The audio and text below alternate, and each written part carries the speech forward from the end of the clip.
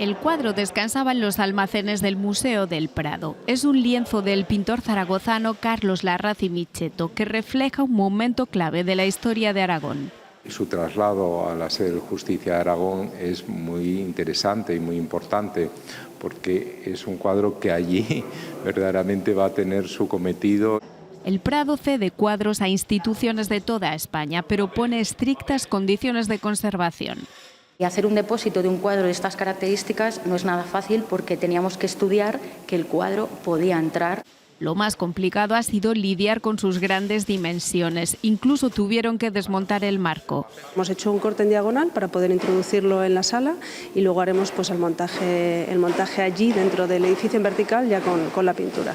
Además, ha pasado 4 meses en restauración para poder recuperar los colores originales.